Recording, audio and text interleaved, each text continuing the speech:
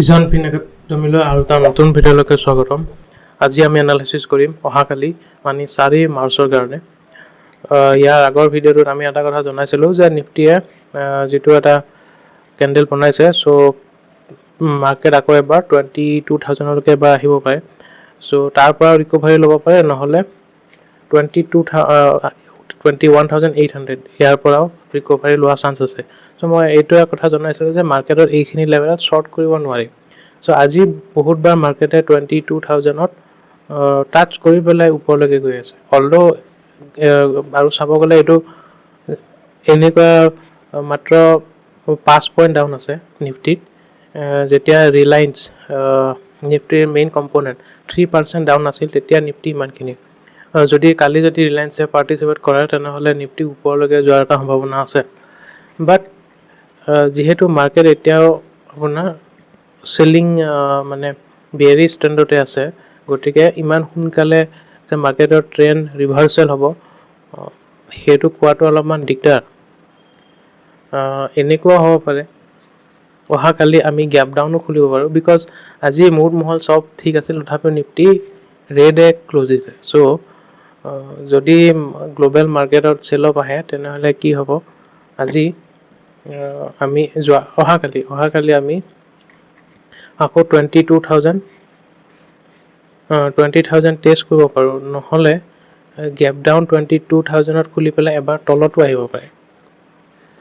আহি পেলাই ছাপ'জ 900ত গোটেই ষ্টপ লছ হিট কৰাই পেলাই ৰিকভাৰী লোৱা এটা চান্সো থাকে। চ' এইটো এটা সম্ভাৱনা। মিড কেপত আজি কি হৈছে, মিড কেপত ভালে ৰিকভাৰী লৈছে, this is a good sign. Mid কেপৰ কিন্তু এটা কথা, ঠিক আছে, মিড কেপত ষ্টক ৱাইজ বটম বনি গৈছে আৰু ইণ্ডেক্সতো আজি গ্ৰীণে দেখা পাইছোঁ। চ' মিড কেপত আমি পজিটিভ দেখিব লাগে, কিন্তু কি হয় কেতিয়াবা এনেকুৱা কেণ্ডেল বনোৱাৰ পিছত মিড কেপ এইটো কেণ্ডেলো বনাব পাৰে, মানে ইনভাৰ্স হেমাৰ এই কেণ্ডেলডালো বনোৱা চান্স এটা আছে। চ' এতিয়া নেক্সট কি হ'ব, নেক্সট মাৰ্কেটত অপশ্যন চেইনটো চাব লগা আছে। অপশ্যন চেইনৰ এনালিচিছ মতে নিফটি আজি দুইফালে ৰাইটিং হৈছে, 22,000ৰ পুট ৰাইটিং হৈছে এণ্ড 22,100ত কল ৰাইটিং হৈছে। আৰু এই কল ৰাইটিঙৰ এইটো বোধহয় 400ত অলপমান ৰাইটিং হৈছে বেছি এমাউণ্টত, but it can be hedging অপৰচুনিটিও হ'ব পাৰে, যেনেকৈ 21,900ত পুট ৰাইটিং হৈছে। চ' মাৰ্কেটত কি হ'ব এতিয়া, অহাকালি যিটো গ্যাপ ডাউন যদি হয় 22,000ৰ তলত খোলে, তেনেহ'লে 900লৈকে আহিব পাৰে বা অলপমান ষ্টপ লছ হিট কৰিবও পাৰে মাৰ্কেটে। যিহেতু চেনচেক্সৰ এক্সপায়াৰী আছে, চ' মাৰ্কেটত মোমেণ্টাম ডাঙৰে আহিব, কাৰণ চেনচেক্সৰ এক্সপায়াৰী সদায় মোমেণ্টাম ডাঙৰ হয়। উইকলি যদি চাব যাওঁ, উইকলি কেণ্ডেলত দুডাল ৰেড কেণ্ডেল বনোৱাৰ পিছত এতিয়ালৈকেতো এইটো উইকত জাষ্ট আজি কেণ্ডেল ষ্টাৰ্ট হৈছে।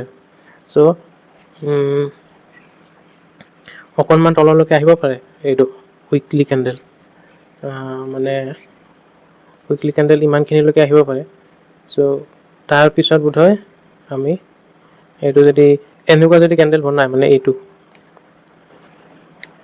উইকলি, তেনেহ'লে নেক্সট উইকত আমি ৰিভাৰ্চেল চাব পাৰোঁ। চ' নেক্সট উইকত এনেও আমি বুলি চাইছোঁ নেক্সট উইকৰ কাৰণে, কিন্তু যিটো তলত পৰিব লগা আছে, তলত মেক্সিমাম কিমান 898 বা 880, একজেক্ট ফিগাৰ নহ'ব পাৰে, মানে 800 to 900ৰ ভিতৰত এবাৰ মাৰ্কেট আহিব পাৰে। ডেট ইজ দ্য এক্সট্ৰিম, মানে ল'ল, কাৰণ এইফালে অলৰেডি বহুতবাৰ ছাপোৰ্ট লৈ থৈ দিছে আগৰ পৰাই এইটো লেভেলত, ঠিক আছে। চ' আমি 800 to 900ৰ ভিতৰত যদি আহি যায়, তেনেহ'লে it's a worth taking a risk. Lottery হওক যি হওক, এটা ৰিস্ক ল'ব পাৰি। তাৰপিছত মিড কেপত, ঠিক আছে, মিড কেপত অহাকালি মোৰ ৰেডো আহিব পাৰে, কাৰণ এনেকুৱা পেটাৰ্ণে হয়, ডাঙৰ ডাঙৰ ৰেড কেণ্ডেল এইটো সপ্তাহ, এদিন নেক্সট যদি কালি যদি আকৌ তলত আহি যায়, তেনেহ'লে ৰেড কেণ্ডেলো হৈ যাব এডাল। চ' মিড কেপত তেনেকুৱা। বেংক নিফটি আজি সেই একেই 48,000 এইটো লেভেলৰ পৰা আকৌ আজি ৰিকভাৰী লৈছে। এইটো লেভেলৰ পৰা প্ৰত্যেকবাৰে এইটো লেভেলৰ পৰা সদায় ৰিকভাৰী লয়।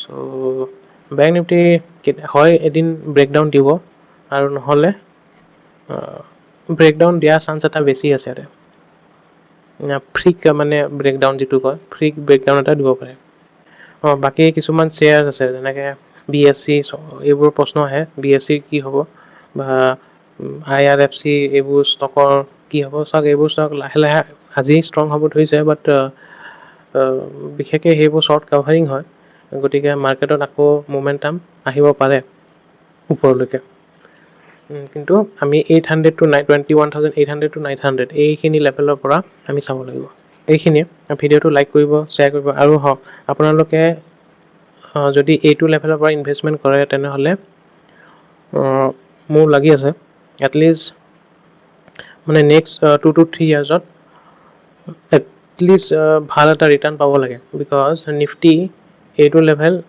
নিফটি ইণ্ডেক্স ৱাইজ এইটো লেভেল ভাল লেভেল আৰু ইনভেষ্টমেণ্ট হিচাপেও it's a good level so' stock wise আপোনালোকে চাই থ'ব আৰু কেনেকৈ ইনভেষ্ট কৰিব লাগে তাৰ আমি এটা ভিডিঅ' বনাম বোধহয় অহাকালি বা পৰহি মানে থেংক ইউ